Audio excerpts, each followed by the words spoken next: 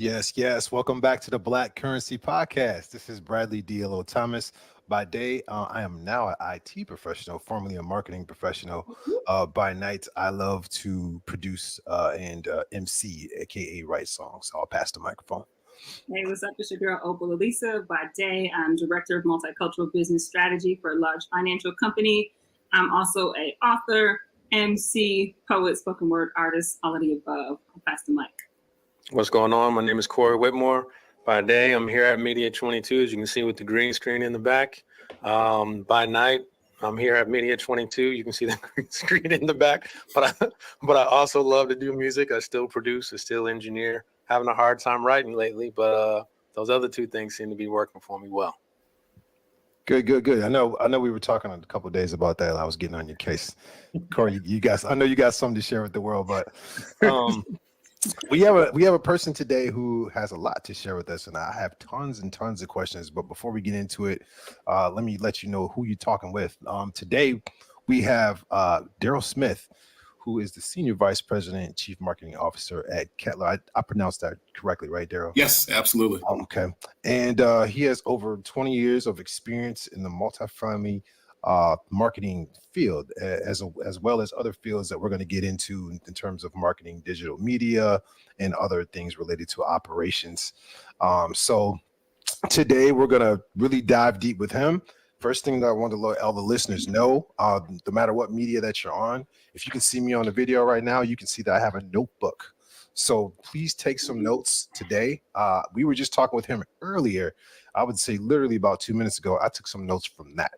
So you're definitely going to want to, kids, put your thinking caps on today, open your ears and your eyes, because he's going to have a lot to share with us. So Daryl, welcome today. Thank you for coming on the podcast. Yes, thank you. And sounds like I'm in good company of inspirational thinkers around not only my field of marketing, but multiculturalism and certainly entrepreneurialism. So I'm really happy to be here at home with y'all. Absolutely, absolutely. So you're from Alabama. You spent some time in Madison. Now you're in DC. So can you tell us a little bit about your journey becoming a marketing executive, and where it's taken you so far? So whenever I get asked that often, and whenever I answer that question, I start off by saying, if you think of the Wizard of Oz, I have followed a very long yellow brick road, but it's certainly been fruitful for me. It started in Mobile, Alabama, where I was born and raised. My parents went to school at the University of Wisconsin, and so I did spend some time in my early childhood there. And then my parents moved back to Alabama. My father got into politics and was a mayor for a little while. And then post high school, I went to undergrad at Southern University in Baton Rouge, Louisiana. Got an undergrad degree in broadcasting, and from there I moved back to Wisconsin and attended the University of Wisconsin, where I got a master's in journalism. And while there, I worked for the local PBS station, Wisconsin Public Television, for a little while. Loved it. I thought, man, I'm going to be here the rest of my life, having a great time. Phone rings one day. I get a call from the PBS station in DC saying they were interested in me. And I was like, no, I don't want to go. And my mentor at the time, who was head of Wisconsin Public Television, was like, look, you got to take this job. It's a great opportunity. It's the number 3 station in the country. He struck me a deal. He said, if you don't like it, I'll bring you back and we'll put you in any position you want. I'm like, okay. So I moved kicking and screaming. And about 6 or 7 months in, I'm like, man, I love this place. This is great. About 6 months later, after I'd been there a year, I got an offer at the network, the PBS headquarters, which is also based in the DC area. Got to a great job there in operations, broadcast operations that distributes programming. And one day I got a call from that same mentor from Wisconsin Public Television. He said, hey, I'm in the building. I'm going to stop by and say hi. I said, all right. Met him at the elevator. We walked to my office and he said, hey, do you still want to come back? I'm like, no, I'm having a good time. This is great. I've got my second job, blah, blah, blah. And he said, I knew it. He said, I really wanted you to get out there. You're young. I want you to see what the opportunities were.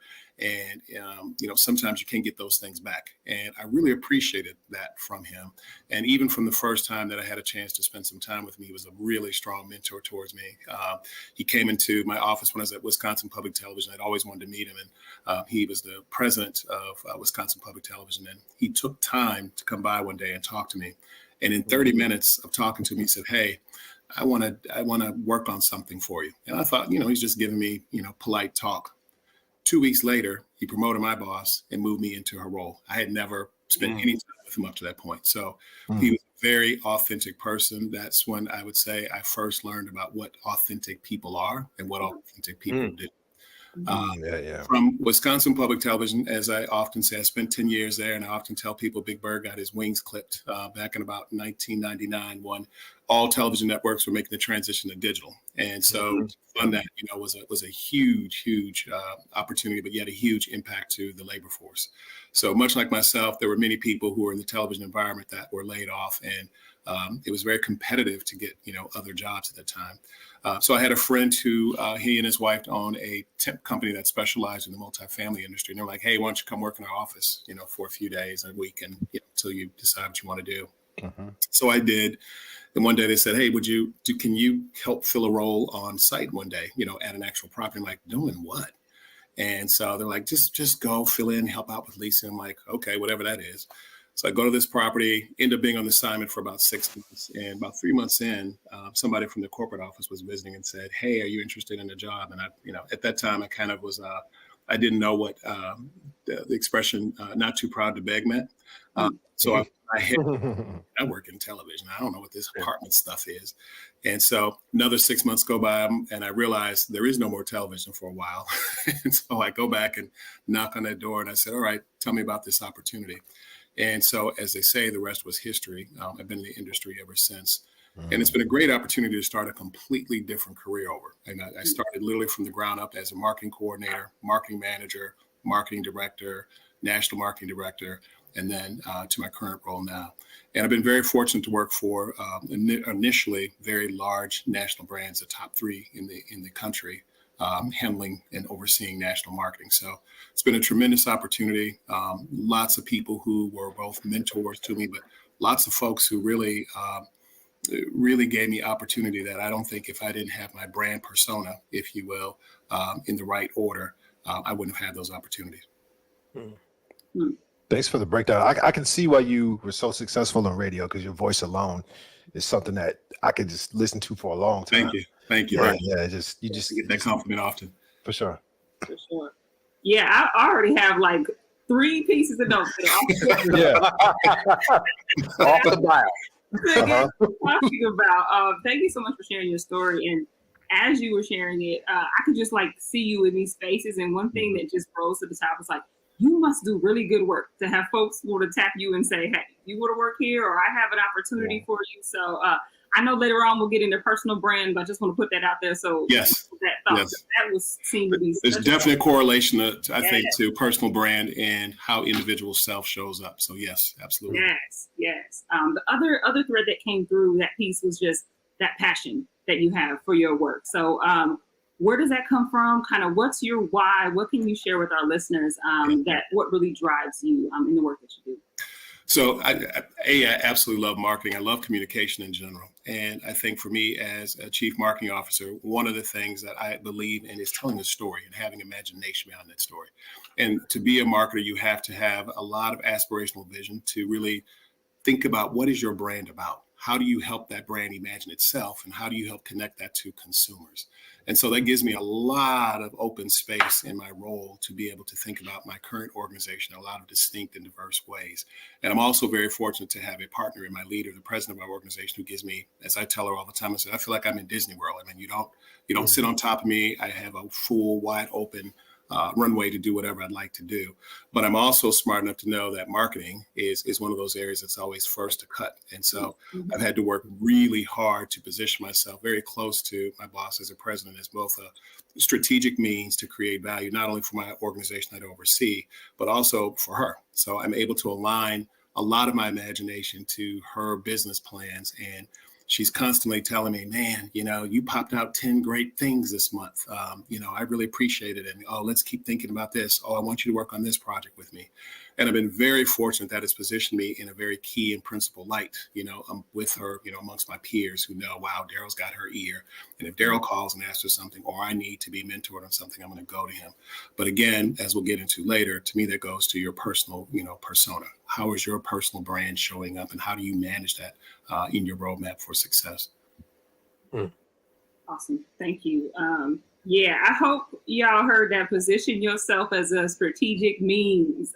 That's a gem right there. That is so key. Like you said, marketing can be the first to go, but I think for any position, that thing right there is huge. Yeah. So, Right. sorry, I could see Corey itching to ask. You know I am. I'm trying to follow a roadmap for our listeners. I want them to be able to and not just go into my head to be like, oh, can I pick this out and pick this out? Maybe a little later though. One common thing that we've found with all of our guests is that there's been some sort of philosophy or set of principles that they have held tight to that has allowed them to continue to make the progress and to achieve all of these different things like yourself. So my question to you as of right now is there a particular life philosophy or a set of principles that you've kind of always referenced or gone back to say, hey, this is the foundation of who I am. This is what I believe in. And this has enabled me to be able to make these leaps and bounds in my space. 100%. And if you indulge me here for a good 5 minutes, because I love to talk, by the way, I'll tell you a story that leads into, I'll cut it short, but I'll tell you a story that leads into, I would say 4 principles that also I found out later from a gentleman named Dan Olawabi. His last name is spelled Olowabi. And he is into a body of work called authentic leadership. And when I read his about some of his work and some of his practice, it took me back in time, and it really encapsulates a lot of the principles that you're talking about. But I'm going to start with the story first.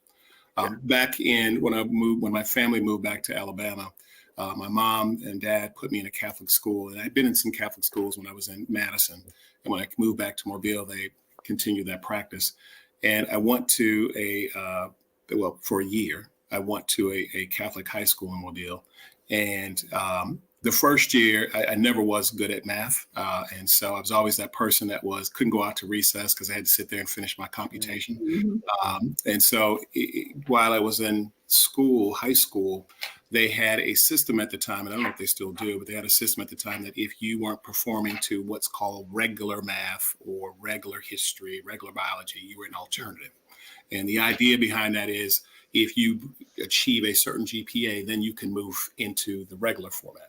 And so my mom had a PhD in education, or has a PhD in education. And so at the end of that first year, she didn't want me to go back. My dad was like, you can do whatever you want to do.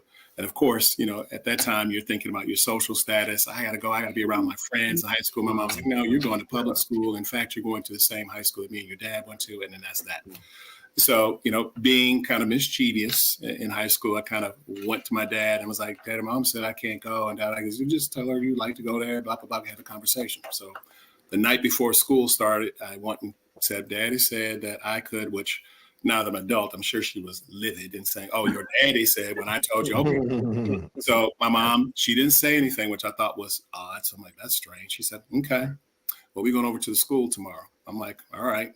So we get in the car. She's quiet. My mom is dressed to the nines. This is 1984, 85. And so we get to the school, and the principal, who was white, my mom starts asking questions about the program. And he says, people like Daryl, typically when they're finished, would then go on to do X. And my mom said, well, can I ask a few more questions about that? So what you're telling me is, if he continues in this alternative program, and so this year, let's just say you're getting ready to put him back in it yet a second year, and yet a third year, if he's not successful, he will still be an alternative math, meaning he's not getting algebra, he's not getting geometry, therefore he's not getting those core courses that he needs to get into college. Mm-hmm. And so he goes, correct. And she goes, okay, well, tell me a little bit more about that. So then he can't go to college at this point because he doesn't have the core courses to get in. And he says, that's correct. So people, and use this word again, people like him would then typically go to a trade school. She goes, oh, well, tell me about that. And so then he got very specific about a local trade school that was all Black. And so my mom's like, okay. And then so she said, so let me just sum this all up. At the end of the day, when we're paying for him to get a college prep education, You're saying that at the end of the day, he will be eligible to go to a 2-year school. And then when he's done there, he will find a trade. And he said, yes. And so she said, let me tell you who I am. She said, my name is Dr. She said, let me tell you who I am. My name is Dr. Barbara Wheat Smith. And my degree is in education. And I've studied this exact phenomenon when I was in school, and it's called tracking, where you take disadvantaged minority students and instead of elevating them, you relegate them. Mm-hmm. And now at this point, I'm 14, 15, and I'm kind of sliding down. I'm like, oh no, this is going left. Not understanding fully what's happening, right? The big picture. I'm just like, man, she going in on this, man. It sounds good. But then I'm kind of like, what's happening? The man turned red. And she said, also, let me reintroduce myself again. I'm Dr. Barbara Wheat Smith, the first lady of the city. And again, the man turned green, right? Not knowing who he's talking to. And it really didn't matter. But the concept of how he was trying to control who I was and create a value for who I am and was going to define it led to me believing that no one defines or creates value for me but myself. And I'll never forget when we pulled off from that school. My mom is a smoker. She had that cigarette. She said, she looked over at me, not in a way that was, it was very empathetic. And she said, I know you're embarrassed. I know you feel some sort of way about what just happened. When you get older, you'll understand what that was about. And you fast forward several years later, as I started competing to be in the boardroom, to get to the C-suite, it's defining and owning my value and knowing who I am. And that nobody controls that but me. And so this Dan Olowabi has, in his authentic approach to leadership, has 4 things that he looks at. And one is understand yourself, lead yourself, understand others, and then that helps you to have the confidence to lead others. And one of the biggest things that we don't have in understanding the value about who we are is having that confidence. And everybody struggles with some level of insecurity to have that confidence about who you are. Am I saying something that's making an impact? Am I saying something that makes sense? And so when I stumbled on his work just a few years ago, I'm like, oh man, that's it. That's that concept of having that value and knowing who you are so that you can be positioned to execute in any way you aspire to be and to do. So I would say, again, in keeping the cliff notes for you, it's really understanding your value and knowing who you are. And I'll add one more quick story to that and how I had to position that very recently. I had a conversation with a boss one day who had been telling me for years, let's just say for 2 or 3 years, like, hey, you hit it so hard this first year. I want to relook at your package. Okay, great. That sounds good to me. Year goes by, nothing. Second year goes by, nothing. Third year, I say, hey, I remember you said about 2 years ago you wanted to revisit my package because each year the boss kept saying, wow, I'm really impressed, would give me 100% of my bonus. So I'm thinking, all right, I'm hitting the mark. I should be getting a salary change. She looked at me and she said, are you asking me for a raise? I said, no, not at all. I'm following up to your question. I serve at your pleasure. And she laughed and she goes, yeah, well, let's talk about it. So we finally talked about it. And at the time of the year, it was just before the traditional merit increase. And she said to me, I'll give you 5% now. And if you give me a couple of months, I'll give you 5% later. I said, so basically you're giving me a merit increase. Mm-hmm. Oh, was that offensive? No, I told you I serve at your pleasure, but I also know my value. Mm-hmm. So let me tell you a story. I told her the same story I told you guys. Mm-hmm. This is a Friday. Mm-hmm. Friday between 3 and 5, we had this 2-hour conversation. We happened to have a meeting on the books that Monday at 8:30 about something completely different. When I got on the call, she went right to our last conversation and said, I couldn't sleep all weekend thinking about our conversation. Thank you so much for sharing with me. I love how you talk to me. I love how articulate you are about things, blah, blah, blah. And I've come up with, revised the plan. And what she came up with shocked me because the number was an odd number, meaning even numerically, right? She hit on the exact cent, and it represented a 29% raise compared to her trying to do a 10%. Right. And again, know your value and don't be afraid to position that value by knowing who you are and having that confidence to lead people, just like Dan Olowabi talks about, to lead people to your aspiration. Beautiful story. Yes. inspirational story on so many levels, because I know there's somebody out there right now that's, no matter what position that they're in their organization, or even if they are entrepreneur, and they're they're during those conversations where they need to have that confidence and that posture. So everybody who's listening, you might want to rewind the last 5 minutes. 'Cause that's exactly what I'm going to do, just to keep it honest. So you did mention your mother, Dr. Barbara Wheat Smith. I think that it's clear that she's one of your mentors. I'm very curious on your process of how you actually chose your mentors. I think we've talked about on other podcasts the need to have somebody to follow and to model, but I don't know if we've ever talked about how to choose the right person to follow. And I'm interested to see what your approach has been in regards to that topic. You know what? That's a great question. I'm going to answer it in a non-traditional way. I would say most of my mentors chose me, and it was because of, again, that personal brand, being in the right place, interacting with people who saw something in me that I may not have saw it myself, around my aspirations. And as you guys have been, my passion, which has always been there. And so they took me under their wings, so to speak. But I think in connecting further to that, because there are opportunities to choose mentors, in addition to the traditional approach of, I want to find somebody who I admire, someone who has passion, someone who is authentic, and someone who really has developed a career path to lead to some successful goals that you can truly see. They're not talking, blue pie in the sky. They're really talking about something that they can see and something that they've done, and how they continue to be motivated to do that. And so, but who is that person for you? And sometimes the people that you're looking for are right there in your face. It could be your family. It could be some very close friends. It could be somebody at work. It's when you start talking and engaging and being authentic to yourself, as I was just saying earlier, people also pick that up and they want to be a part of that in some way.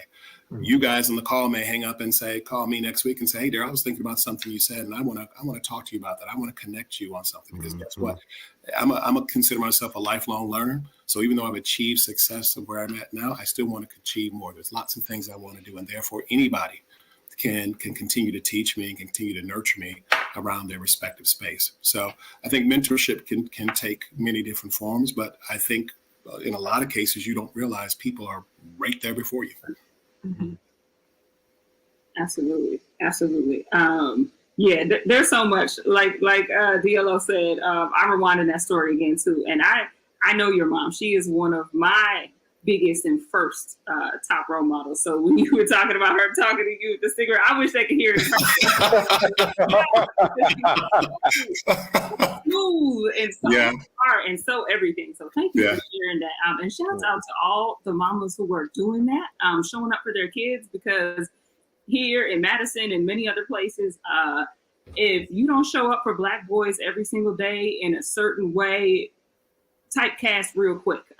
So shouts out to her for doing that, and for you for capturing it. Like you said, you're 14 and 15, you're absorbing it, but you take it with you this whole time.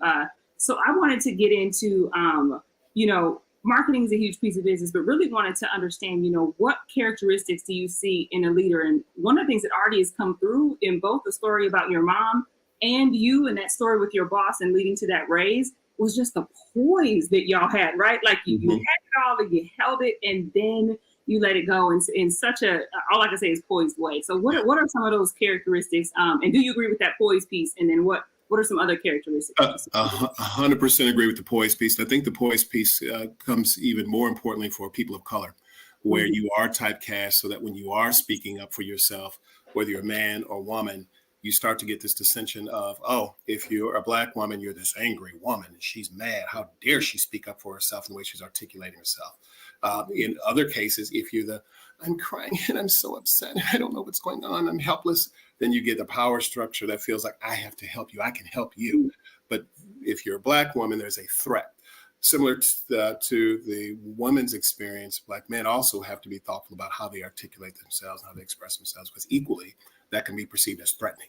I've had people act like they're afraid of me when I speak up, like, oh my God, he said something so, and I've never been spoken to like that.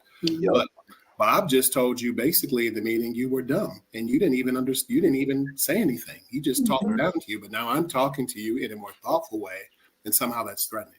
And to that extent, my father, rest in peace, when I was a little boy, would always sit in the kitchen and I would look at a dictionary. And I think this is how one of the reasons why I got into communications was we would spend time looking at words, understanding what they mean. I was always asking what something meant. And so whenever I started getting to work environments where I would write, when I had an opportunity to speak, people would always say, "You're so articulate." And I could take that in two ways. Some ways it was like, "Great, you're being authentic."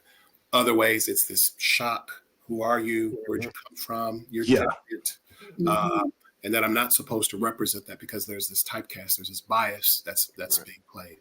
So I think it is important, again, for you to understand your personal self, your personal identity, and that value, and be confident about what you're saying and how you present that so that people truly receive you.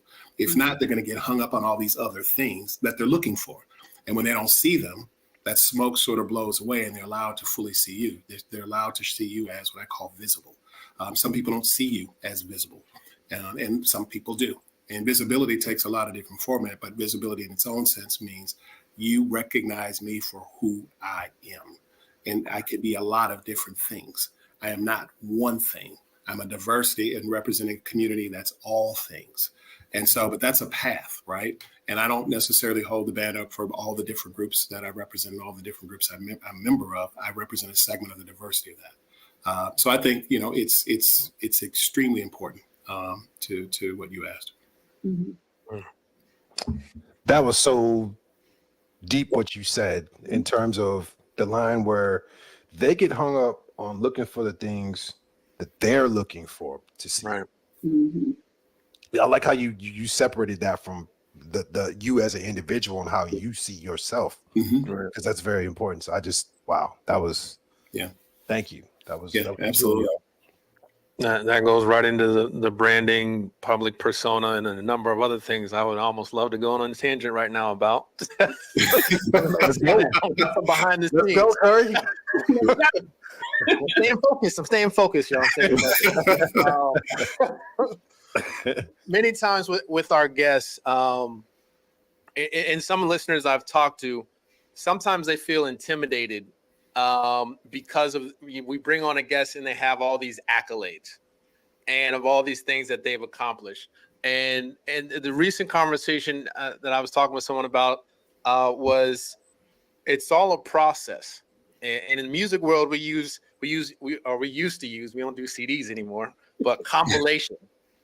Where it's a combination of of a couple of different things. And I try to explain to folks like there's always steps and levels that someone is building.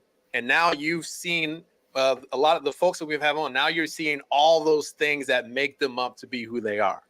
I give an example with my journey, and my first business was having a record label, and my second business now is more media based. But I couldn't do this job without having the experience of doing the record label stuff. All those lessons helped me to prepare me for this next step for this business. It wasn't that, I just had the answers and, and it just all came to me. I was able to jump into it. No way. If I hadn't had that previous experience, I would not be able to do what I'm doing right now.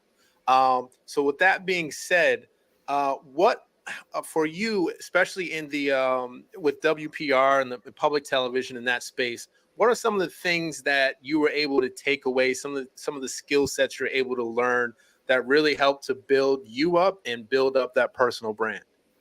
Yeah, I would say there's a couple. One, most importantly, was just the field practice. So at Wisconsin Public Television, I transitioned from the journalist side of things to more of the operational technical sides, meaning the delivery of the programming to on air. And that was valuable for me because even, I should say that fostered my love of technology and innovation. And so I was very fortunate in the role that I had there at 25 years old. When I got that promotion that I spoke of earlier, I was elevated to a role where I had 25 people under me, and it was all in the tech operations center. And that was a pretty big responsibility. And that group was responsible literally for what was called master control. And that just means with the 3 channels, they would actually hit the buttons to run the programming. I would help with the scheduling, and then I would also manage the team that would be there for each one of those services in their training at that time. And so my roles after that in television were all around technology. And then when I got to PBS, I got into station relations, which coupled with the innovation and technology, I started to learn, how does a brand communicate? How does it express itself? And then, which was a great runway for me to then transition and start a whole new career over for the next 25 years in marketing. So the practice was in technology and communications. And then there's the leadership challenge, how I had to learn then, hey, I've never managed anybody before. Somebody just said, I'm giving you 25 people. Now, what do I do with it? Some are full-time, some are part-time, some are much older than you who are looking at you like, how did he get it? I've been here longer than him. So there's that confidence, right? You have to really understand self to lead self so that you can lead others, much like Dan Olawabi has in his authentic leadership practice. And that's why I said before that resonated with me later when I discovered that, because really a lot of what I had to learn, even based on your question, encapsulates all of that. So the technology along the practice, learning the communication formation, coupled with leadership, I think in those early days in my time in public television, which was great, really fostered that. And I was really, really fortunate to have people in those early days who really, really cared a lot about me. They were very authentic. I mean, I've been extremely unfortunate in my career, and I'm highly humbled for that, to have people who, as I said, I didn't have to go find them. They interacted and found me. And I'm just truly blessed for that, because each one of those opportunities, as you were saying earlier, created that maturity for me to success. And if I hadn't, again, if that personal brand hadn't showed up in the right way, they wouldn't have taken those opportunities away. Wow, that's a great path. I'm very curious about you've obviously are holding a very large title in a brilliant organization. What is it like being in the C-suite? What is it like being Black in the C-suite in your experience? I've had how much time do we have left? I think I have to cut you off at 20 minutes. I'm very curious to see what he was holding on to that one. It's a deep one. It's a powerful one. And I will tell you this. I've been in this role for 6 years, and it fell in my lap a lot faster than I wasn't even looking. And my current boss found me, and we hit it off, and we've been stuck together since then. And it's been a great opportunity. But a lot I've had to learn through that. And Corey, when you were asking your previous question, it is a compilation, and I call it maturity. Just like I use my strategies to demonstrate the investment that I want out of a budget, how it's going to mature for the organization to have an impact at what given time, and what does that mean for revenue. Very similar for me personally in hitting that CMO journey. The first thing was, oh man, what have I done now? If I really oversold myself, can I really do this? And I'm a big history fan, particularly around early periods of African Americans in this country, particularly around enslaved and moving on forward. And a lot of what I did in graduate school was around media minorities as well, in terms of how we fit and how we plan to things. And I remember when I first got this role, I got real teary-eyed, and I was thinking about all the people, all the African Americans who worked so hard and who really risked a lot of their lives. Here I am, fulfilling a legacy, not only for African-American community, but I thought about my own family, who I think, Opal, you're aware that I've been doing a lot of genealogy work, and I've really gotten far. And I think about the history of those generations, particularly on my mother's side, that I've gotten detail on, where my grandfather, who was a successful business owner, had an 8th grade education. My mom was the first one in her family to go to college and get a PhD. She's got 3 children who all have masters. That's a generational maturity. And I take that seriously, because that's a lot of sacrifice. That's a lot of sacrifice. And I even tie that back to get out and vote. There are people who are sacrificed for us to continue to have these opportunities. And so when I got to the C-suite, I thought, man, this is a big weight. People have died and really suffered for me to have this opportunity. And so when I took it on, you get to the confidence, right? You've got all these people around you. I've got people staring at me. I was describing it at one point. It was like wolves in the woods staring at me for a while. And I knew the stare. The stare was, how did you get that job? Why are you here? And it felt cold and lonely for a while. But you have to rely on that confidence and the value that you have. And all I could think of was, I belong here. I belong here. The compilation, the maturity of my success has brought me here. I belong here. And so it started off the next level of maturity in my success and really understanding then, how do I transition to this next level? Because that is a different persona. And you really have to challenge yourself to be authentic in a lot of the ways that I said about how you communicate, how you execute your personal brand to get people to connect to you. How do you disarm them? How do you get them to respect you? And guess what? There's going to be a large percent that may not. So how do you manage them at least enough to know, don't come to my electric fence because you're going to get electrocuted. I tried to work with you one way, but you can't say it that way, right? You have to say it in a powerful way that they truly understand and respect you at the end of the day. And I know that words are the most powerful thing you can have in your persona to communicate who you are, to get that respect, even when they're not respecting you.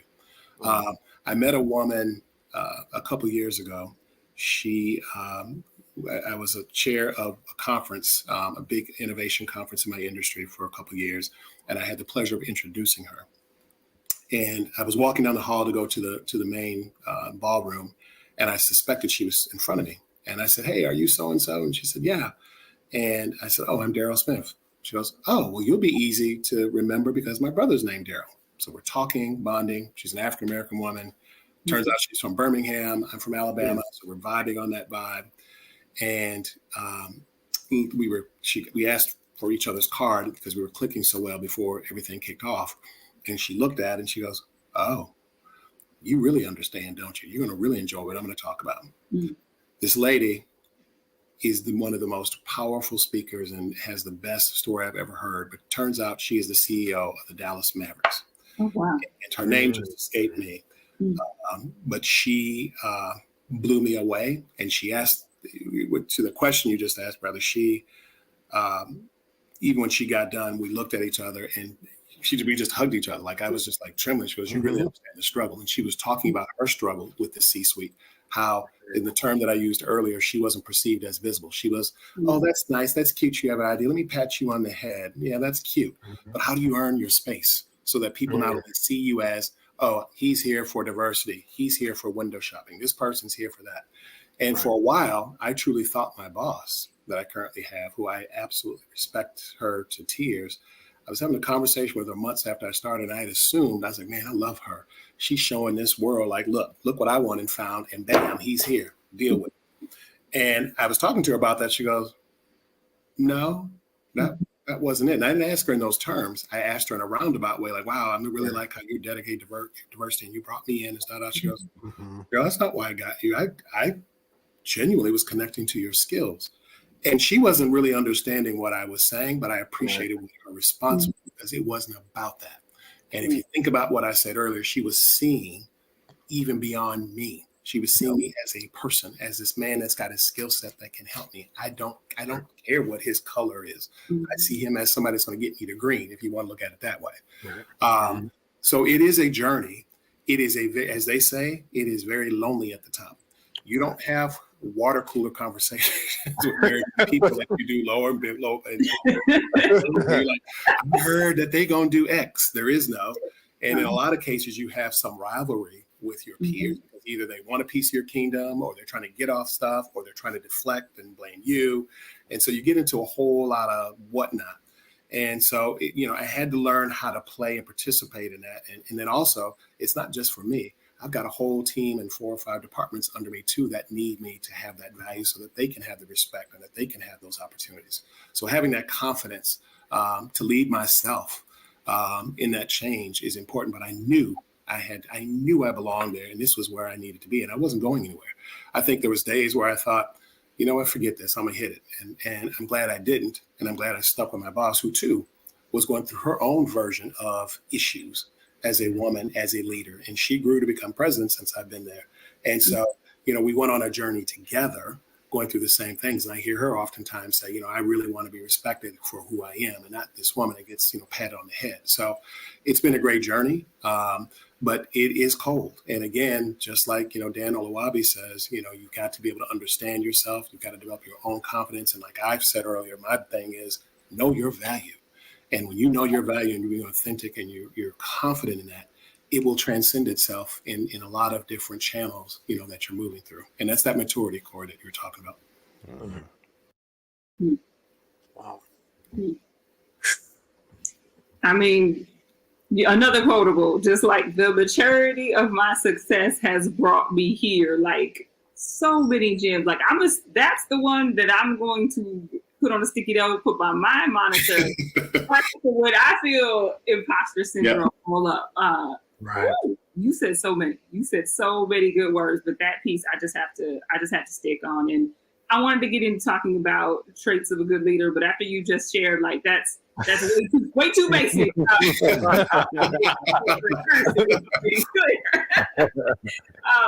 I do love that you talked about the relationship that you have with your current boss right now, and you said that you all journey together as she's now the president. What can you share about someone who has to be a good leader of a superstar? Because clearly you're a star. People see your value, your worth, and more importantly, you know your worth and your value. That is intrinsic and shines through. Our listeners can hear it right now. What does it take to lead someone like that? Because that can be difficult. And we got a lot of listeners who are also, like ourselves on here, we're superstars at work too. Yeah. And, sometimes they think the only thing to do is get out of your way. But what are the pieces that she's been able to do that has been a good leader for you? Number one is, and again, it goes back to those 4 things about understanding yourself, leading yourself, listening to others so that you can have confidence to lead others. If you're not comfortable with yourself, you won't be successful leading somebody else to the success. Let me make that more transparent. I have a habit of, with my department heads, if they're working on an initiative, and my boss is always receptive to this, is I'll say, hey, I'm going to put you in front of her. I want you to tell her or talk to her about this strategy because it's key for something she's working on. She conversely loves that because she's like, you know what? You're not intimidated by them. You're not trying to hide them. You're not trying to take their work. You're a good leader. You're putting them in front of me. It gives them an opportunity to elevate, to understand how do I communicate to somebody at the next level. So they appreciate that I'm taking something that I perceive as positive and valuable and saying, hey, I'm going to nurture you. It's so important and so valuable to what the company's doing. I'm gonna put you in front of somebody. I don't need to take it and go and say, oh, look what Bobby Joe did today. But no, here's Bobby Joe. That's their visibility. And I'm comfortable enough, and again, confident in who I am, that I've set a strategy. This person has achieved something significant in the strategy. And guess what? Not only have I led them and helped shape what they're doing, but I can put them to the next level so that next level gets exposure to it. And my boss loves that all day long.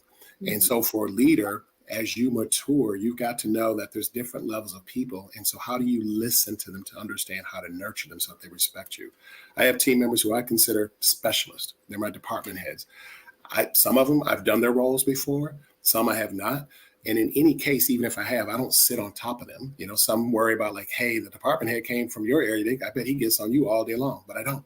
I stay out of their space and allow for them to be who they are, to create that imagination, to be bold, and then to meet those strategic goals. But if you sit on top of somebody in the old top-down structure of an organization, you're not allowing somebody to identify who they are. And if I have this philosophy of for my department heads to have imagination, I have about 5 or 6 of what I call DNA traits that when I'm recruiting for both my leaders, and I tell them you should recruit for the same.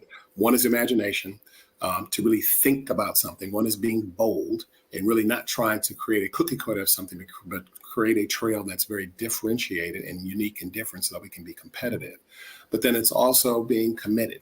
And committed means seeing it all the way through. You have the ability to get something through. You're not just imagining, you're not just talking, but you have a strategic roadmap that helps you get something done and accomplish to the bottom line. And so if you have that kind of talent you brought in, you can't sit on top of them. You've got to know that these are people bursting. They're trying to achieve what you've asked. But if you sit on them, what happens? One day they pull in the parking lot. They're like, oh, God, they're going to the car. I don't go up in here because he's just not going to let me be me. And I have to tussle with him. And he's going to take everything I give him and cross it off. And even when I'm talking to someone and giving them constructive feedback, I always start with what I like first. Like, hey, this is really good, but let's talk about this piece. I think what we can do is X. So then they get this full balance. I don't just start with like, yeah, I don't know about that. You've got to help people be inspired. And I consider myself an inspirational leader, yet running an innovative department. And again, that's knowing myself and who I am. And if that's knowing myself and who I am and how I perceive the world, I also have to manage the talent that I say I want and bring in. A lot of people say, yes, I want this great person, but how do you manage a great person? And how do you manage a person that's at a VP level versus a person that's at a manager level? Those are two different people, right? And they need two different things. A person at the VP level is much more elevated. They're mature. They don't need you sitting on them. A person that's at a manager level does need a little bit more nurturing. They do need you to sit on them. You can't give them that room because guess what? They're probably going to fail because they don't have the maturity to have that kind of space. Yes. Ooh. I want to inject that into every single leader of every organization. Nonprofit. That was fire. Well, you know what else, though? I learned about 10 years ago, I read some business journal, and it said that 90% of managers and leaders fail. They're not good. And if you rewind the tape in your life and you think about, Opal, that passionate articulation you just said, that means that we all have experienced more times than not someone that's just not a good leader. Someone's just not a good manager. And it makes sense. And that's because if you're not being authentic to yourself, and as Corey, you and Brad have asked, what's your philosophy? And are you living by it? I just had a debate with, unfortunately, with a distant cousin who was talking about being in their truth. And I thought in my mind, like, are you serious? And it really comes back to what we're talking about, because if you're living your truth, people don't have room to doubt. They have room to respect and understand. And it's a difference. And I hate when somebody uses, and I'm glad you guys have asked a lot about philosophy and can see in my story how the philosophy has continued to mature itself. But you can't just say idle words. And when you're talking about managing team members, they know the difference in today's most popular word, authenticity. They know the difference because it's not just saying it in words, it's living it, and it's also making it actionable. So authenticity also creates action. And if you don't have the balance of both, you're really not exercising, your full truth. This is powerful. I'm just going to take a breather after that one. Man, this is powerful. Okay. Let me kind of go back in time slightly to something you said. Pick apart something that Opal put out there. See if I can connect it. This is how my mind's going. It's like, so we were talking about your C-suite experience and the experience of it being lonely at the top and a lot of the different things that you have to navigate. Opal puts out there, and for a lot of our listeners, that many of our listeners are that superstar at their job, at their location, maybe in their field, maybe. No, I don't even want to say maybe. I'm pretty sure feeling and going through and experiencing some of the same things that you're experiencing, but at a different level. My question, not only for myself, but for them, is how do you navigate that? What is your support system? How do you continue to show up in places that sometimes feel like they're continuously trying to knock you down? Yeah. Because that can wear on folks and I think some people are looking for what are those other things I need to support me, keep me strong mentally, emotionally, to continue this fight. Yeah. And that's real, right? That's what you just said is authentic in itself, in the sense that, and this is why you heard me say earlier, I always say I work in Disneyland, and I often tell even my peers, my industry, who have challenges trying to execute their marketing strategy because they can't align with vision. So first and foremost, when you are looking for that job, you got to know how to interview that employer just like they're interviewing you. And while it's not foolproof, and in my current role, me and my boss often laugh about our dating period. We dated on purpose. For I think it was 4 months, from September to December. And we met about 4 or 5 times at this coffee place. And we always say, Bob's is our spot, because that's where we would meet. And I'll never forget, I strung it so long. I was laughing to myself the day we met, which I knew was going to be the last time we were meeting, that she was out of breath talking to me, trying to sell herself. It was like, I just need to know right now. I said yes or no, because I'm like, I got to know, because I'm happy where I'm at. I need to know all these different things so that I can get a sense. Are you going to support me? I gave her a presentation that she wasn't expecting on one of those interviews so that I can say, hey, based on what I heard you say, this is what I would do. Are we in alignment? Is this what you're looking for? If not, we probably can go on. Right. She was blown away. She goes, I can take that right now and plug it right in. So we're definitely aligned. So that was a check. And I said, hey, are you going to support me for at least 2 years? I'm not saying there's affinity on these key things that I would need budgetary resource on to be able to make those initiatives move. Yes, check. So we're getting some alignment so that I don't get into the role and fail. And so very similarly, how do you in interviews make it a two-way street? And I tell my department heads, and I do the same thing when I'm hiring. I always say, when we're hiring new candidates, we thank them for their time. And we also make sure to say, hey, this is a two-way street. We want to make sure we're getting to know each other. So I want to make sure you have a bank of time to ask me questions during this interview process, in as much as I'm going to have a bank of time of some set questions. That way you're getting in alignment. Because if you're not in alignment, you get to other problems. So first and foremost, if it's a new job, you got to get that alignment with that employer. And there's certain key things in that example, as I used, there were certain things that I knew I had to have to be able to be successful. And that's just on the work side. How do you assess the personality?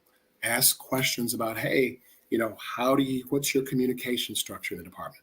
And about 7.5 out of 10, there probably isn't one. So communication structure, I'll give you an example. In mine, it is I have one-on-ones each week with my department heads. I require them to have one-on-ones with their team. I have a department meeting once a month with all the departments and I have a very structured agenda on making sure that they understand what the strategy is, what the company's doing at a high level, and I have other departments share what they're doing. I also do quarterly coffees with every single person that's not a department head. I will call them and have a 30-minute virtual coffee and say, how you doing? What's going on in your world? What can I do for you? What ideas do you have? I want to make sure that I'm accessible to them. I don't want to just be locked away and them not having access to me. But that then, if somebody asks me that, which they do in interviews, they'll say, hey, how do you communicate with the team at your level? Do they get exposure? I'm like, yep, here's the structure. And people always say, wow, that's great. Because then, again, I'm setting this course of I care, I'm interested, your ideas, what you're doing matters. So you also have to interview not only for the practice and what you think you can do, what are some of those leadership traits? How do they communicate? And communication is one of the best ways to figure out how they will probably transact. So let's just say you're past that. Now you're in the environment. So that's pre-environment. If you're in the environment, one, you've got to assess how long have you been there? One, assess what have you learned? And then assess where you're trying to go next. That's step one. Step two is the person that is currently responsible for you able to do that? Are you going to get a maturity to success with that person based on those three buckets? Is two. Three, if it isn't that person, also, whether it's that person or not, contrast that with the company. What is the company trying to do? And how does that still align with the maturity of where you're trying to go for your success? Is it still possible or is it not? If it is possible, then, and if your stakeholder is not balanced to that, then maybe there's another opportunity in another department, or maybe there's another opportunity under another person. If that's still not there, then you have to accept that reality and move on. Some things aren't for everybody. And you also have to assess the size of the company. Smaller companies tend to have more weight on roles. So if you feel like, oh my God, I'm just so tired, I'm doing every single thing. You probably are, because it's a small company, but can you handle that? I've worked from at big companies. Now I'm at a medium-sized company where I have a lot on me, but I love it. I thrive in that. It's not for everybody. And so if you're in a large company, conversely, you may be very, very specialized because there's about 1 billion people. And so you feel like I can't get my hands on more and it's too hard to grow. So you have to assess the company coupled with the environment that you're in to understand what's your pathway. And I think, and I'm glad you asked that question, I think more times than not, people get stuck. I've gotten stuck before, but I always kept a dream on where I wanted to go. And so you have to still keep your eyes on your own prize. What is your aspiration? And if you take those sort of steps that I just described to understand your maturity for success, it'll start to elevate for you. And guess what? Knowing your value, you don't have to have a job. We have to have a job to survive, right? But we have to have a career. And a career will foster your passion for your success. If you're not doing something, you're happy, and you're not working with a partner that's making you happy, or as I say about my boss, I feel like I'm in Disneyland, it's probably not the place for you. And guess what? I know I'm very fortunate because, and the other thing I will tell you about being very fortunate is I finally concluded 2 years ago. I was talking with some peers, and we were just, now we're at this point of, I'm just tired now. We're at the kind of the last part of the runway of our careers. And one of the things we concluded was, there is no utopia in a job. There is no perfect job. It doesn't exist. And I think we've been programmed for so long, I got to leave here because I got to get this job. When really it is, let me manage myself at each job to know, what do I want to get out of this job? And I asked myself that probably for the last 3 or 4 jobs I've had. I finally understood that and said, what do you want out of this job? And when I start checking the box every year, did I get it? Am I growing? Am I doing these things? Do I stay? Or do I start looking for something else? Because naturally, you can hit your ceiling, right? You can grow and say, dang, I'm not doing everything, or I'm not excited. But I don't think the average person realizes that's because you've grown and you need something else. And either it's in that environment by those different boxes that I just mentioned, or you have to go somewhere else. But we spend too much time on that hamster wheel, spinning, because we don't understand how to put ourselves in a perspective for success, meaning how do I break myself down to what I'm looking for and what I aspire for? And am I around the things that can help me get there? That was the perfect litmus test for folks in these jobs. Yeah. Broken down piece by piece. Mm-hmm. That was amazing. Thank you. Yes, my pleasure. Yeah, I'd like to work with some AI to get the manuscript. I'm dead serious, because you broke that down in a way where it's, to me, it all leads back to your personal brand. I'm going a little bit off the script here, and I know that you keep bringing that up, and it's so important. And you've kind of talked about some of the elements of developing out that personal brand. But what is your path to developing how you developed your personal brand? And obviously I can see how that has impacted everything that you do, of why you do it, how you interact with people, why you say what you say, and why the work that you do what you do. So if you could kind of share with us how you develop that personal brand and how that's helped you. Yeah. So the personal brand is who you are and how you're selling who you are to other people. And it takes a lot of different formats, but it has to be authentic. You can't fake it. I can't walk around and say, oh, I want to be just like him. And but that doesn't feel right. It has to be something that's natural to you. And it takes a lot of forms. One is how you express yourself, how you talk and how you communicate, how you listen, how you respond to people. If you take all that up and put it under one category, that's communication, having very strong and deliberate interpersonal skills. And that's important.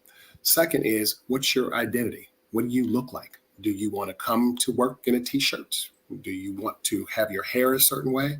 I know for me, I have my look of how I want to look as a CMO, and it's literally everything you see right now. This is my look every day, even down to the glasses. I like these glasses because it adds an element of my persona. So when I'm talking, are people taking me a certain way? Are they perceiving me as in command? He's confident. He's assured. He knows what he's talking about.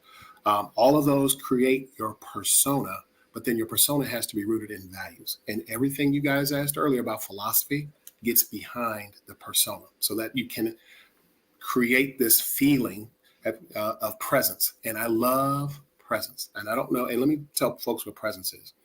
If you think about when you walked in a room and somebody speaks or somebody gets introduced to you, you feel all of this energy.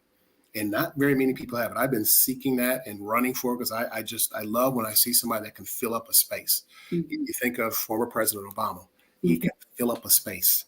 Former President Bill Clinton can fill up a space. For friends of mine who were journalists who, when Clinton was first running for office, said that man has such energy and personality. Like you feel like he knows you personally when he walks up to you and looks at you and shakes your hand. That is a persona. That is, what do I want people to perceive of me? It's also developing trust and integrity about who you are. If you're running a business, you've got to have some persona so that people can invest in you, so that people will follow you, so that people will come and connect you to other resources in a networking opportunity. So people will come and show up on your show. So people will talk to you. There's some integrity about who you are in your own brand persona, just like a company persona that has to be established first. Because if you don't have the confidence about what you're articulating about, whether it's your music, whether it's marketing, whether it's about multiculturalism, no one else is going to have it. But it has to be all enveloped in a certain perspective, because people walk around with bias. It's just a natural thing with psychology. But you've got to, as I was telling you earlier in my previous examples, you've got to move the smoke from that so that they look around that bias and say, oh, wow, who is that? Okay, I'm listening. You've got my attention. So that's personal persona. To develop it, though, you have to be very deliberate. And I'm going to go back, Corey, to what you were saying earlier. It's just like the compilation. There is a maturity to it. What I looked like 10 years ago in my other roles and how I came off has changed. And it's changed because I've become more confident. As I've gone to other success levels, I've been around people who I'm engaging with, who I'm learning from, and they're fostering how I should behave. And that's where who you surround yourself with comes into play. And again, that's that networking. Are you around people who have positive energy, who have positive aspirations for success? Or are you sitting around people at the water cooler that's just, oh, the world is bad and Bobby in accounting is making my life hell. I ain't got no control. I'm just going to go home and just, start all over again tomorrow. Yep. That's not control. That's not controlling the value that you have for yourself. And I will tell everybody that's listening, you have more control over yourself than you think. I'm going to tell you to try yourself this week. Target one or two things that you perceive is an obstacle and come up with one way that you are going to control it. And I don't mean, don't make it something that is unobtainable. And I'll just throw out some examples. If you feel like I can't control your weight, take one thing that you think you can find out by the end of the week of how you took control of that. If it's something at work that you can't figure out how to get finished, write down each day something you're going to do that's going to whittle down to getting it done. Just pick one thing. If it's your closet, if you've been wanting to clean that closet out, I did that this weekend, so I can use that one. Figure out how you're going to start. You can attack it all at once for a couple hours, or maybe you do a little bit each day. But that would demonstrate to you how much you're controlling things that you perceive are obstacles in jobs and career and launching a business. All of those things that you have aspiration on that may seem so foreign and so far away are actually more obtainable than you think. But you got to do something. Success in anything you do isn't something that rings the doorbell and say, hey, success is here. You ready to go? You've got to go outside and find success and bring them home with you. But I think that persona has to be nurtured in how you're outwardly perceiving the world. And it's also, radiated in the philosophy that you have about the world, much to all the great questions that you guys have asked today. Thank you. I don't know about y'all, but I got lists of homework for me to do. I mean, I feel like I should pay you. Then I feel like my company to them for what I've learned here. Oh, so dope. I wanted to get into, I think a lot of the stuff you said, and you dipped into it a little bit too, the personal brand. We got a lot of folks who are listening who are entrepreneurs, and everyone on the screen with you has at least one LLC too that we're working on. So how do you translate some of those things into your own, small business brand or the business things that you're doing? How do those things show up for that? So I'm glad you asked that one, because I have worked with a lot of small business people who I was telling my sister recently, I'm like, man, I have such a passion even for the smaller business owner, because there's so much to help them with, but there's barriers to them getting their brand out there because of the cost, right? And so how do you support them to help them elevate? And one of the things I've noticed about small business owners is, one, not having a full defined personal brand doesn't help them speak to the vision for their company brand. And I'll give an example. I was at a friend's birthday party this summer, and they hired a bartender who had been established in that market. And the bartender showed up. By the way, the deliverables were standalone bar, a single bartender, signature drinks. The bartender was late due to a vehicle issue. Then when the bartender came, the bartender needed help from the guests to get the equipment off the truck to set up, which is now about an hour and a half, 2 hours into the customer's party. And then by the time the bartender was fully set up, about half the guests had already left and didn't get to experience what the person that bought them there to do. Kind of worked through the customer worked through that.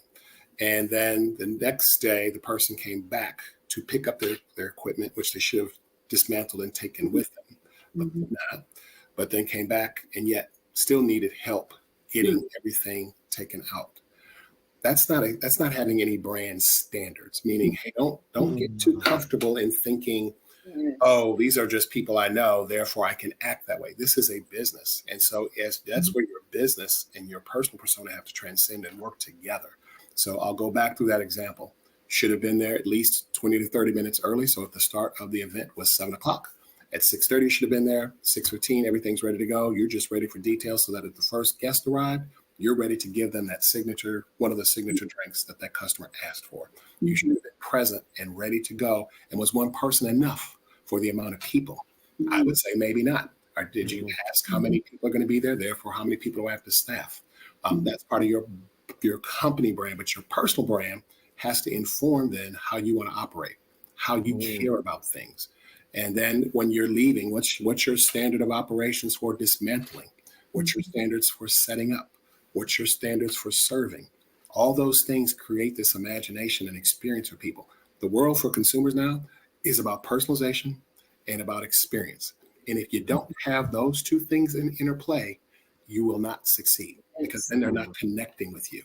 So in that same event, personalization would be smiling. You're there to engage. You're walking around. Did you take the signature cocktails and walk around the tray and offer them? If there's 4 of them, have 4 types so that people can select them. Then go back to the bar. Did you have nice collateral there that features that person's customized drinks? Did you come up with words that may have said, oh, you want to have the Opal-esque martini tonight? Things that make that customer feel like, wow, it's about me. They made my friends enjoy themselves. I'm going to remember you, and you're going to go on my Rolodex for future events. And guess what else I'm going to do? The most powerful thing you can do in marketing is I'm going to refer you to somebody. But that was lost. So that means then let's measure that out in money. The time that you spend in gas, the time that person spent as their own personal employee in putting everything together, whatever it costs for them to purchase things minus what was paid into, there's a loss, right? They've lost because the event wasn't successful. So you can cost yourself money by 1, not understanding yourself, but then 2, then having a company. What is your company about? What is the experience? Not just the product, but what is product that you have, and what is that experience, and how do you deliver that? What's the pathway to delivering that? So that, again, in that maturity of success in that one night, how are you delivering that? So always be thoughtful about, again, who you are. Hey, if I am Corey Bradley or Opal, when people come on my show, I'm going to always give them an introduction to who my audience is. I'm going to make sure my audience are connected in a certain way. You're not just going to flip on the switch and say, okay, hey, what are we talking about today? And people's ruffling and out. Okay. Oh, wait, what was next? Okay. What did you say? I'm sorry. The cat was in the back meowing. Okay. Your brand is not going to allow you to do that, right? As individuals, your brand says, I have to show up to show out in a different way. And so if you don't do it in a very measured way, that's, again, connecting people like you guys are doing today, then you turn off. An example I used to use a lot in marketing training is think of yourself when you go to a restaurant. And let's say you're the restaurant owner. You worked hard to get that restaurant. Your personal brand says, Billy's is about an experience around steaks. I show up, I've got a reservation. The first checkpoint is the servers, the host station are very nice. They're energetic. They say, follow me, sit down. Okay, great. This is nice. I like the vibe. The server comes. Hey, how are you? Welcome. Great. This is feeling like a steakhouse. I love the vibe. They're very attentive. They're very personal. So the value that's on this menu is matching to the value that I feel like I'm getting so far in the service. And then the food comes out and steak is cold. They take it back. It's raw. They take it back. But I'm the only one that doesn't have my food. The rest of my party's, hit and eat. So now the experience has started to deteriorate, right? There's no maturity and success in the evening. And no matter, and it's called service recovery in marketing and customer experience, no matter how much that server comes back and apologizes, I haven't forgotten what I came there for. It failed. Same thing, an example on the bar, the mobile bar service, where they came for drinks. But guess what? The folks left. Half the folks are gone because you were late. You didn't have any standards to operations of how you execute setup. And so that can cost you. In the restaurant example, it can cost you because my loyalty is not there. I'm not going to come back. And guess what I'm going to do in the power of our digital world? I'm gonna go right online and say, don't you go there because the service is bad. Right. Yeah. Mm. Mm-hmm.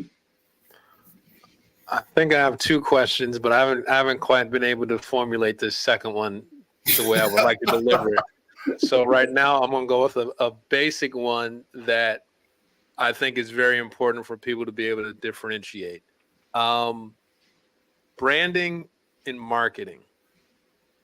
Can you break down the differences for folks? Because even with artists sometimes coming in, it seems like they conflate the two a lot.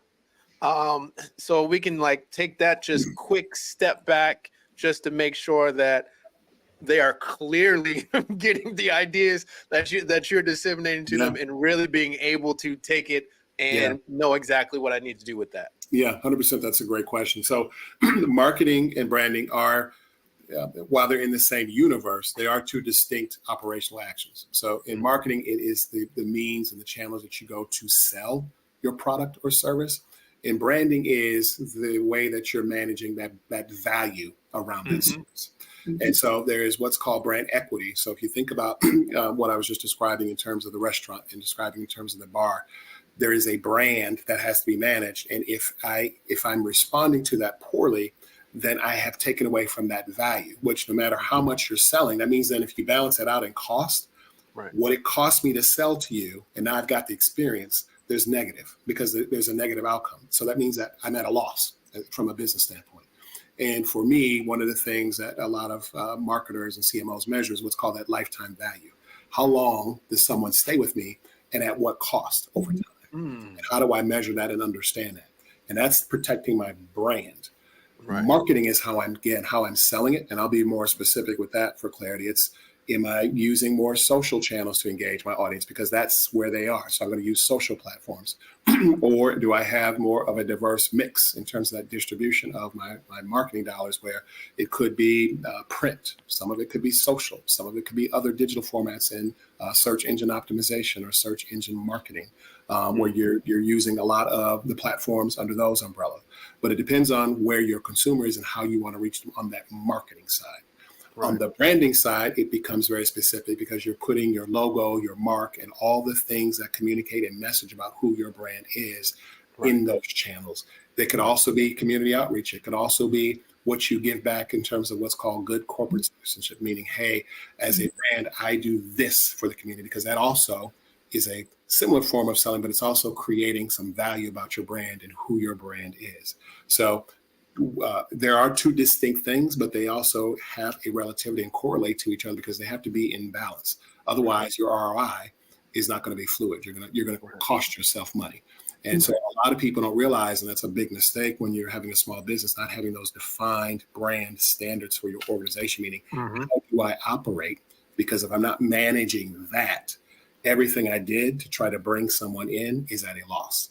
I just went through this with our company last year, where I just finally flipped over the table to some of my operational partners who we laugh about now a year later. I'm like, I told y'all about 20 times. They were saying, oh, let's create a new tagline, Daryl, and say we're exceptional. I'm like, we're not exceptional. Didn't I just tell y'all a report for the last 5-6 months that we are not managing leads? We have $550,000 of unmanaged leads. How is that exceptional? And so it clicked with everybody finally a couple months ago. I said, all right, let's step in. And I want Daryl now to help with us with the brand strategy moving forward around our operations. So even for us as an organization, we've had to mature to that, to understand like, hey, I just can't be running around. We have standards, but we haven't taken to a brand management perspective in terms of our business operations. And that's why I see a lot of our small businesses failing to make that connection. Part of the question, Corey, on marketing is one thing. That's the investment to get someone, but then you've got to manage that brand. Right. Can I try and see if I can formulate this second question, because I feel like some of our listeners, especially in the music space, could find some value in this, and I'm kind of picking your brain on this, because I think things have kind of fluctuated where many artists will come in, and I had we had a long conversation, I think last weekend or 2 weekends ago, about, and maybe this is more industry specific, about product and then the branding and the marketing around the product. And the argument was the artist kept hammering me about, I'm ready to go because I got the product. The product's good. I came here with the product. You heard the product. I got quality product. Let's go and put this to market.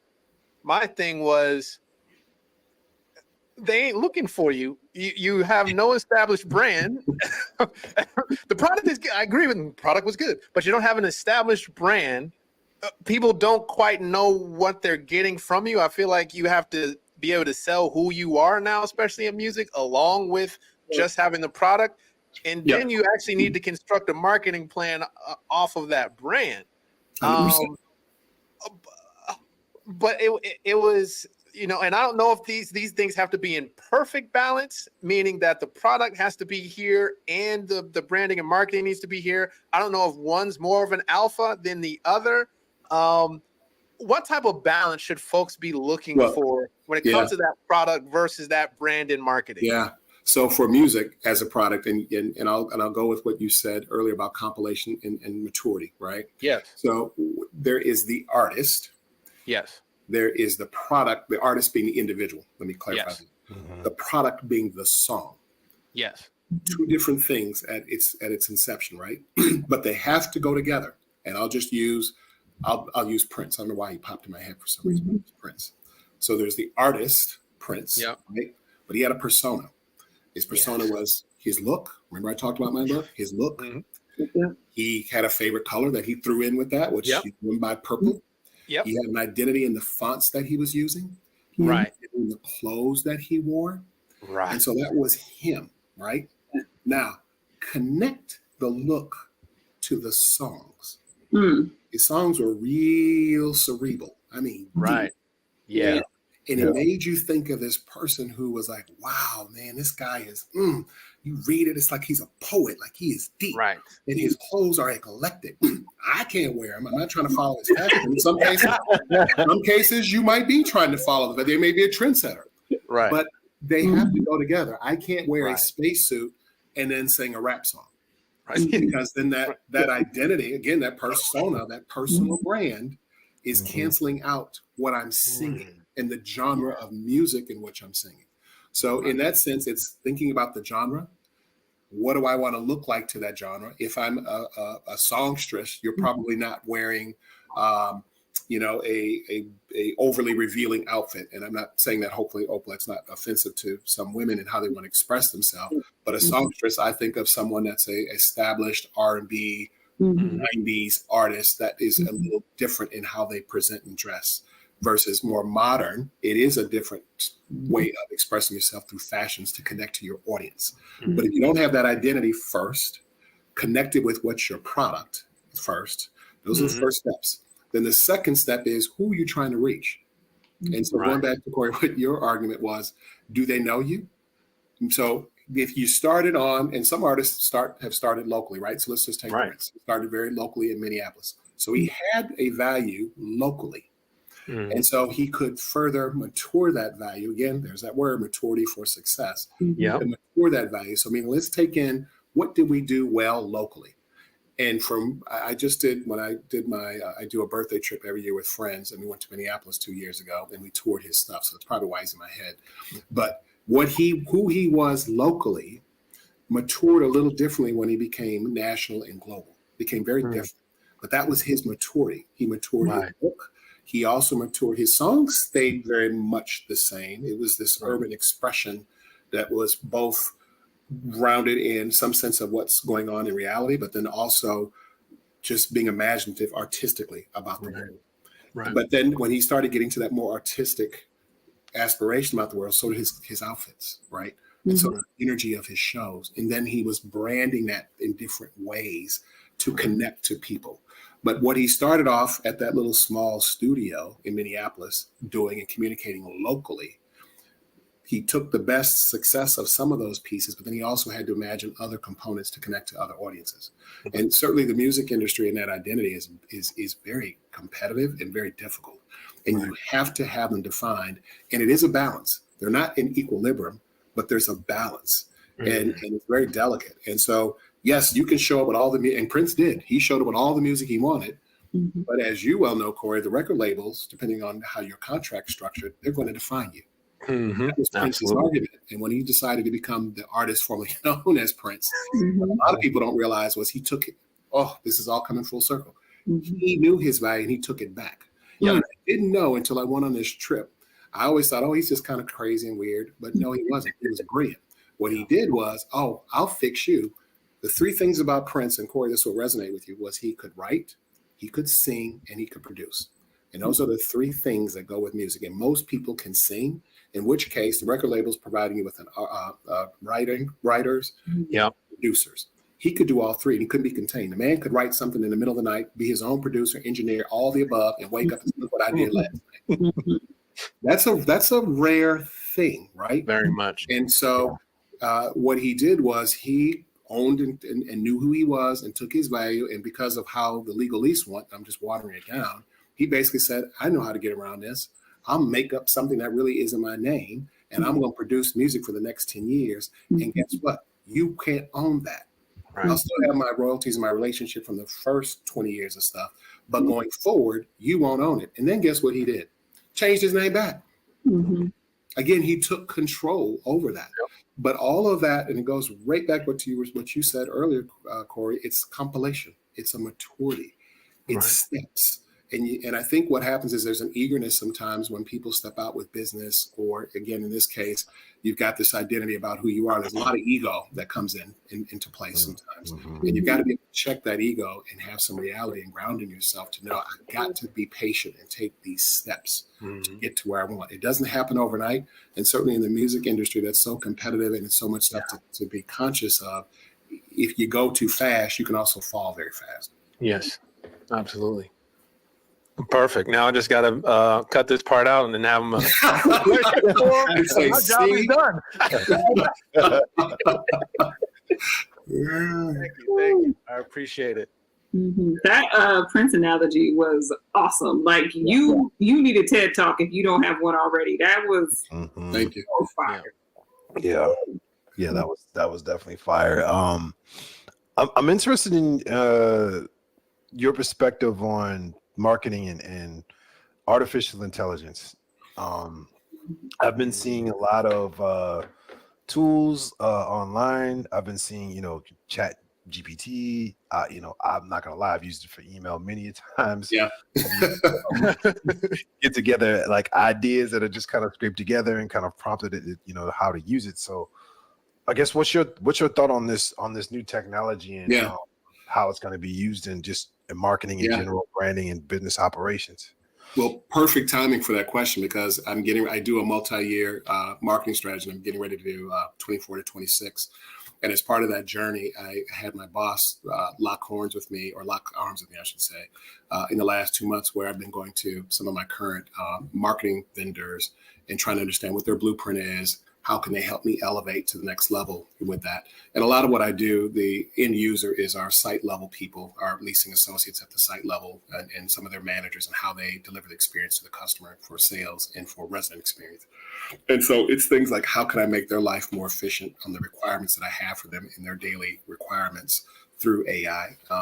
And some of the first and foremost, let me say, the first couple of weeks that I had my boss sit with me, and she loves technology. So I'm like, you can partner with me. I want you to understand what I understand because this is going to be a big journey. There's a cost, there's this. So she goes, no, it's perfect. I want to do this. So I had her sit in some meetings, and we both, by the end of that week, were like, my head hurts.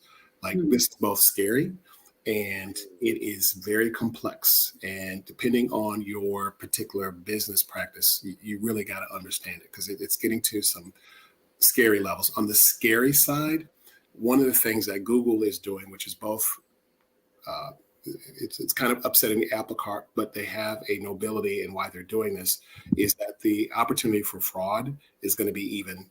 It has potential to be exponential. Oh, sure. And so now I don't think for those of you who use, if you're familiar with an app called Reface or Giphy, you used to be able to find artists on there and stick your face onto it and ha ha ha. And I use it a lot. I still use Reface a lot, but I used to get famous people and put my face on it, friend's face, and send it out.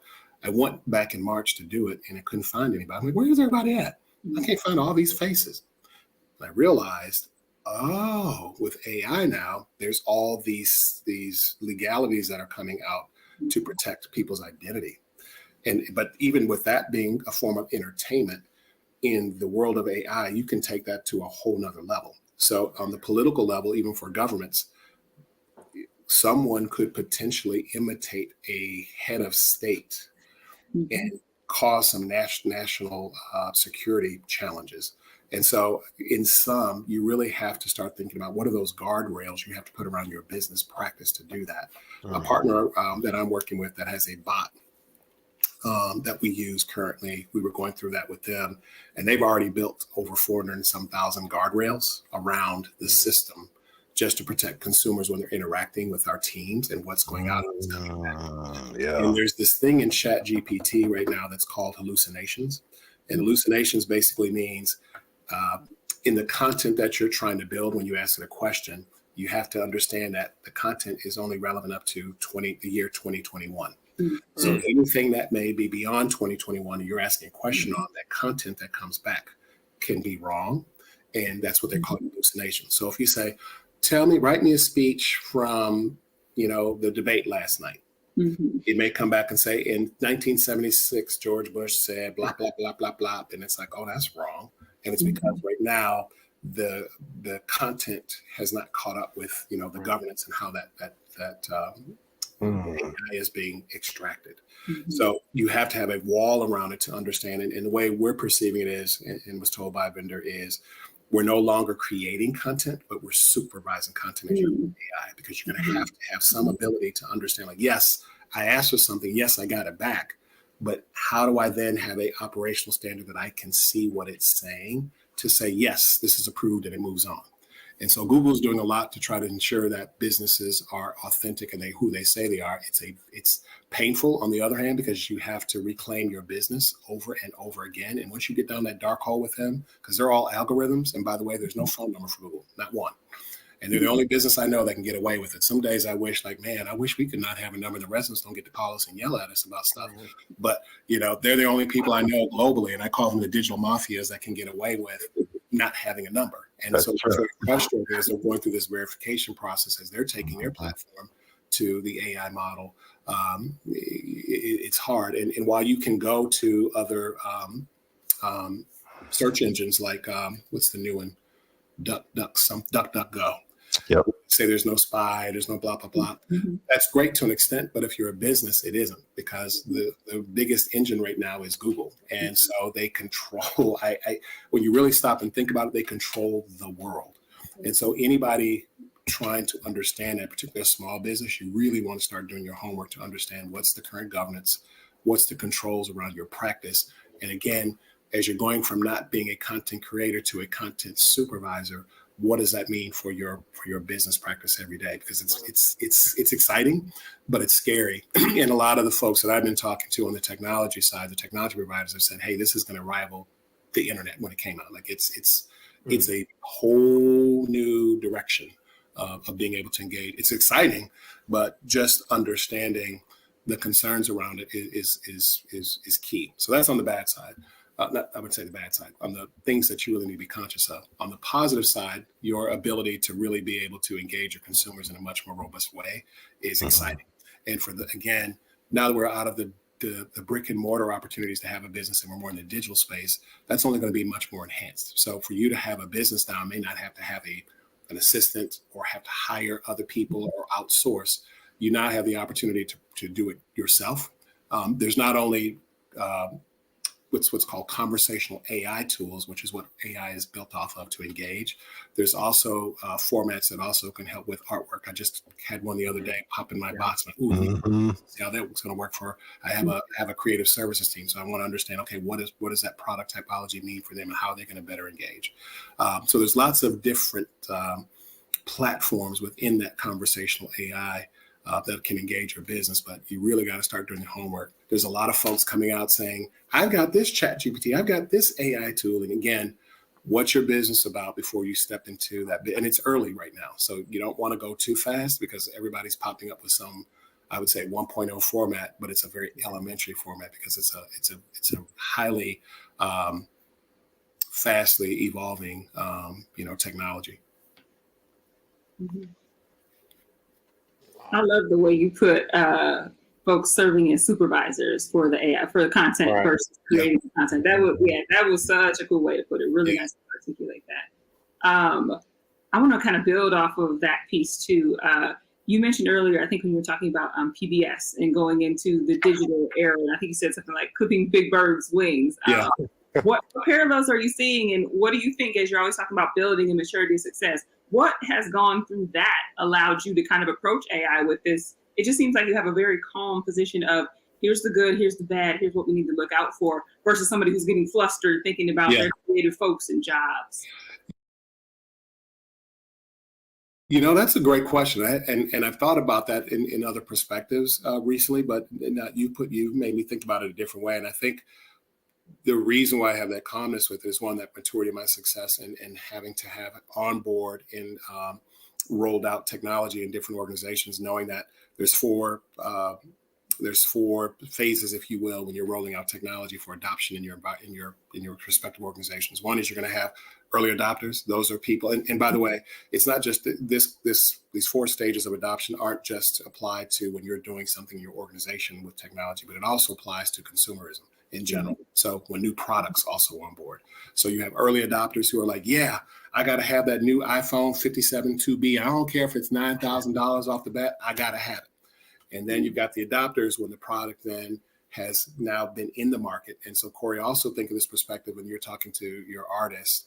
You know, there is the early adopters who know you, and then there's adopters, now they know you. And so that's the maturity. Adopters for consumerism are people like, I'll date myself here. When VHSs came out and then became DVDs, when people realized, oh, you're still using the VHS, there's a DVD.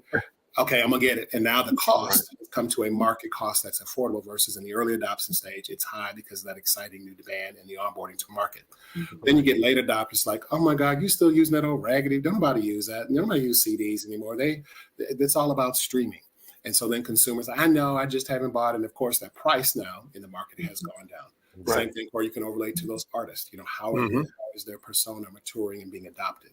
And then you have resistors who just usually don't find value. And it's usually it usually can be defined by generational. So, you have your boomers and maybe your Gen Xers who don't see a value in certain things versus your younger generations who are all about technology and they're more proactive and engaged with it. Whereas like I'll use my grandparents when, and this is really old, when call waiting came on, I would be at my grandmother's house on the phone, baby, get off the phone. Somebody trying to call me. Anybody trying to call here because then But for $6 and for their generational, they just didn't see the value of having call waiting. So they just didn't do it. And in organizations and adoption too, some people by generational are slow resistors, even though there may be a policy, you almost have to write them up to get them to perform or disconnect them from whatever that process may be. When you say, hey, this is sunsetting, we're going on to the next evolution. And so having gone through that, I understand that there's that word maturity to that adoption and that technology and understanding that it isn't, as I say often, it isn't one and done. And they laugh at work because I often call things by 1.0, 2.0, I use the cellular adoption of things. And I always tell my teams, just because we roll this out doesn't mean that we're not continuing to grow it. Right. And so I think that's what gets me to that, Opal, is I've done it enough. And even in my own personal experience, I can look back and say, wow, I remember when phones didn't, when there was call waiting. I remember when there was no cable. I remember when there was just 3 channels. And all that has been an evolution for me as a personal consumer, but also as a business consumer and business leader, as I also understand that transition. And even back to my days at PBS, that was pre, HD. And I remember thinking, you can splice up channels. I wonder what that's going to look like. So we can have 12 channels at one. What is that going to mean? I understood it conceptually, but it wasn't until it was launched. I'm like, aha, now I can see how this signal got spliced up and digitized in a way that you can do more with that signal than we could when we were in the analog format. Nice. And we've seen that with music too. It's evolved and video content, it's become, streaming, and you can see the clamps and governance there, just like with AI. There's those governance that's going to happen, just like if you guys remember Napster, when that was one of the first, you had to put some governance on it, right, to manage that content. So think of AI in that same context, that just like with streaming, when streaming first came out, there was all these legalities that had to be defined it's going to be the same way now in content supervision. Mm. I feel like we're gonna need an update on this type of conversation in about a year. Yeah. Oh God. Yeah. It's going fast. Yeah. The way things are moving and how many people are now getting into that market. Yep. It's really incredible. Every day I see 5 different ways to do things via AI. And it's just really changing, industries, and including the industry that I'm in, a whole heck of a lot. So, absolutely. Oof. All right. I want to be respectful of time, and hopefully, if we send something out, in a year, maybe we can do that update with you, and really gather that perspective of where things are going. Because I still got some old questions, if I'm gonna be honest, from stuff off here, and then once I edit it, I'm probably gonna have a few more. But we are interested, and we are always interested because we pick up some great titles. What are you reading? What book recommendations would you give us right now that you think would be of interest to us and our listeners? Yeah, so I just started reading 2 things. One is Stacey Abrams has a book called Lead from the Outside, which when you read things sometimes, I often don't read it for its specific context, but I also read it for what is it conceptually saying and how can I apply that strategically and philosophically. And so I would almost describe it as a handbook to leadership. And it also takes some perspective too on different groups, from women, people of color, LGBTQ, and how those groups can lead in environments that are traditional, if you will. And so if you consider looking at her story and how she came up and was, the speaker in the Georgia House, and then how she came onto the political scene, certainly she's got a lot to inform through that. And so I'm about halfway through that. The other is a little bit of an older one by Julian Bond, and it's called Black Leaders on Leadership. And it looks at a lot of segmented, more political themes on leadership and how to engage in that space. And again, these are, as you can hear, they're all leadership titles for me at the moment that I'm into. But those are 2 that I'm currently looking at. Beautiful. Yeah, those ones, both of those sound great. Stacey Abrams is just brilliant. Yeah, she's just one of those people that's like, anything you do, I know you're going to be successful. You're going to be at the top. She is brilliant.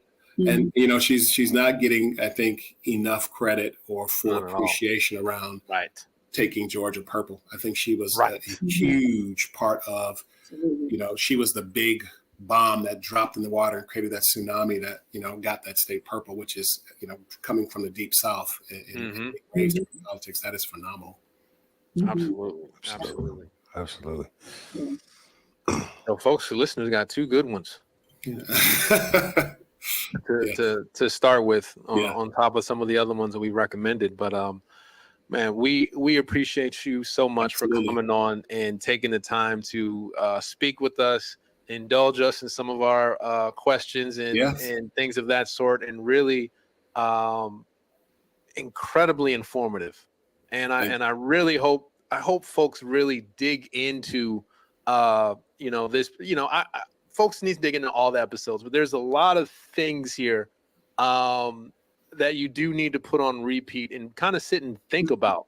I find myself being very reflective in this conversation as far as, there's a lot of things that I need to analyze about how I'm moving forward in the space that I'm moving in, and the way you set out a lot of things, and the way it was very step by step. So it was something that was easy to say, you know what, I need to think about that and maybe need to make that change or make that pivot. But then 2, okay, it's been laid out in such a nice step by step process that it doesn't feel overwhelming that I can't get to that destination. I think sometimes when you get information, you get a lot of information, it's like, oh, that seems like a lot. How do I actually get to that point in which the change is being made? Because it feels overwhelming. But so much appreciation the way that you were able to kind of cut and dice things up in a manner that's digestible and a manner that's easy to follow. And that's hard to do. And, you know, how you've done it has just been incredible and amazing. So I can't thank you enough for the value that you've added to this conversation and to so many people that'll be listening. Thank you. My pleasure. I echo all of that and would add incredibly inspirational. I was a fan before this, but dang. You're going on the wall, Dale. You're going on the wall. I'm going to go look at my closet and reevaluate some things. Thank you. This is My great. pleasure. Yeah. Yes. Thank you. You, I echo what Corey and Opal said. It was just, I want to talk to you more. Corey, you gonna cut us off. Daryl, I understand you got things to do. I do too. The sun might start going down, but I really appreciate you sharing. Yes, my pleasure. What you did and what you've done and what you're working on and the perspectives. I know people are going to get a lot of value out of what we talked about today and what you shared from many different perspectives, not just working in a business or, trying to be an entrepreneur, but just living life. So, I appreciate everything you shared today. And I want to thank you guys too for having this platform, and certainly not only on behalf of myself, and certainly I'm sure I speak on behalf of your audience. You guys are also connecting voices and connecting thoughts and perspectives through your work. So thank you for taking your time to give back to the community and help, message and tell stories that create inspiration for people. So thank you. Thank you. All right, folks. You know where you can find us. We're going to start with that linktree/Black Currency Podcast. That will get you linked to everything we have going on, from video to social media, and all those things for those people who can't see us right now. I'm going to still shout out some of those other links. Social media, make sure to hit us up, Facebook and IG at BLK Currency Podcast. If you're looking for the video, you can find the video at Spotify, but you can also find it on youtube.com/radio22. And you can find this episode and some of our previous episodes at myradio22.com/BLK Currency Podcast. If you tune into Radio 22 Monday through Friday at 8 a.m., you will be able to hear some of the older podcasts and some of the newer podcasts we'll be pointing out. So if you go to the myradio22.com, and you can go and listen in wherever you're at. Mr. Smith, I appreciate your time and you joining us today on this podcast. We can't thank you enough. Thank you. All right. And for our listeners, we appreciate you listening in. Let us know what you think. Please leave your comments, ideas, things of that sort. And we'll catch you all next time. Have a great one. Peace. Peace. Peace. Bye.